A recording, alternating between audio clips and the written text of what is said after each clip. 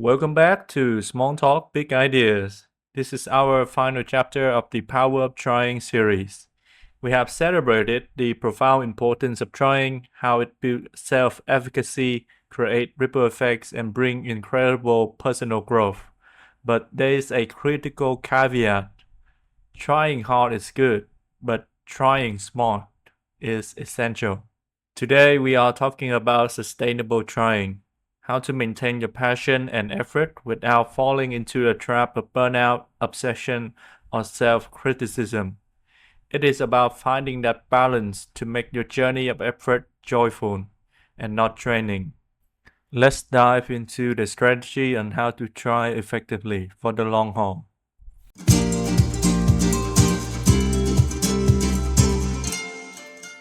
Let's begin with these questions. What are the signs that my trying is becoming unhealthy or obsessive?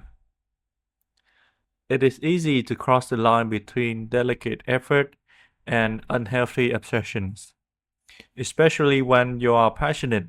Recognizing these signs is the first step to staying healthy. First, you feel a loss of joy and increased anxiety. When the process itself stops bringing any satisfaction and is replaced by constant dread, stress, or anxiety about the outcome, that's a red flag. Your trying becomes a source of pain, not growth. The second symptom of when you are trying too much is that you are neglecting other life areas.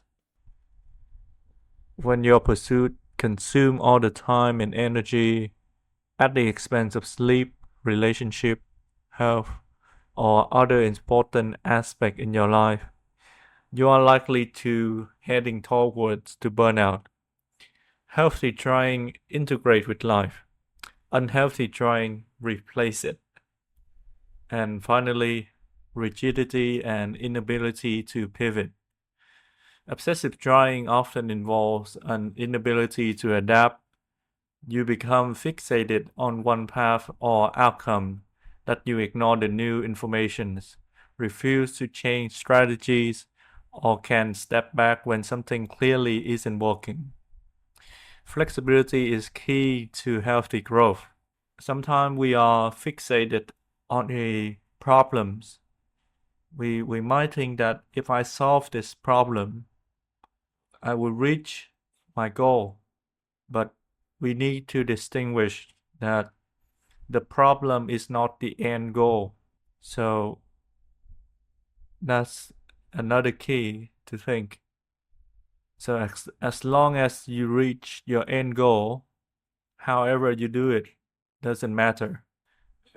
So if you encounter a problem, then move on. Find a different route that connects to your end goal. Now, how can I try more effectively and sustainably? Once you recognize those signs, it is time to implement the strategy that foster healthy and sustainable effort. The first thing you can try is to embrace deliberate practice and celebrate small wins. Break down your big goals into tiny, manageable steps. Focus on improving one small aspect at a time. Celebrate those small wins. Build this momentum, provide consistent feedback, and prevent overwhelming. Think small gains, big result over time.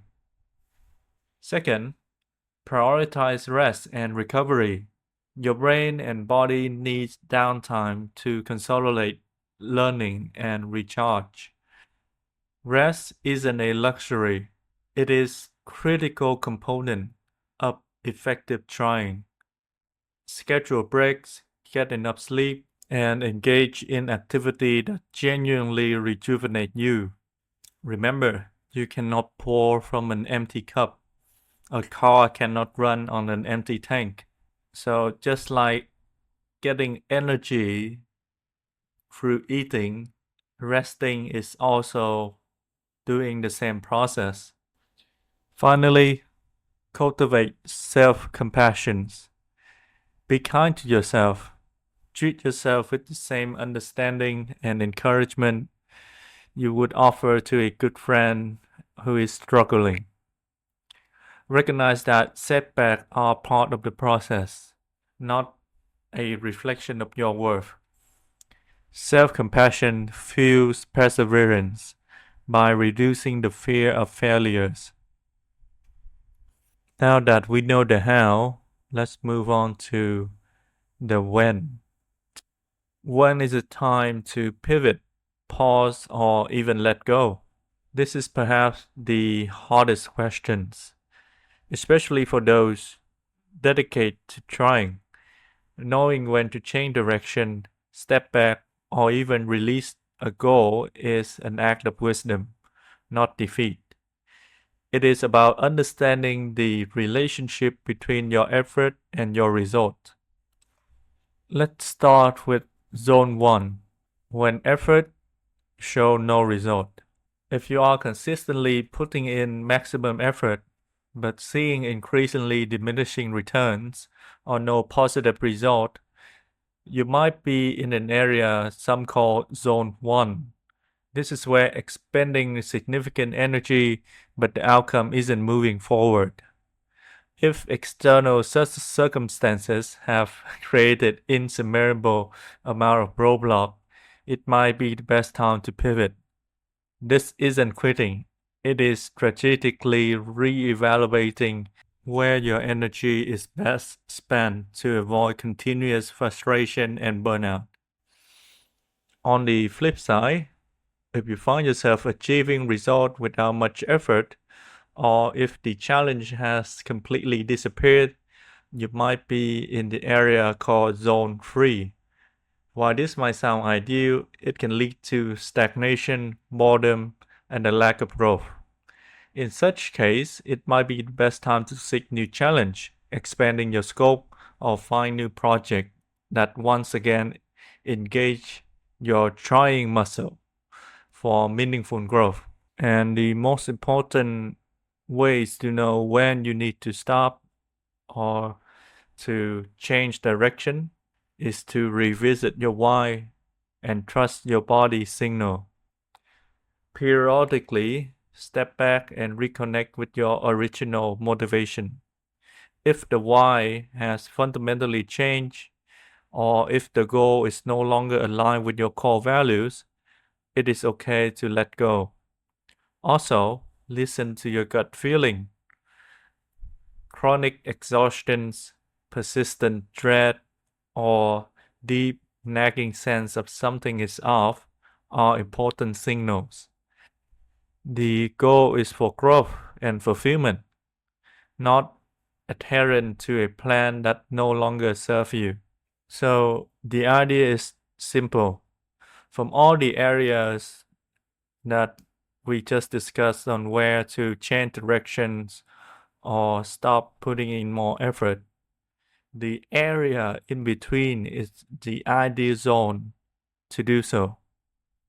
This is where your minimum effort produces the maximum output.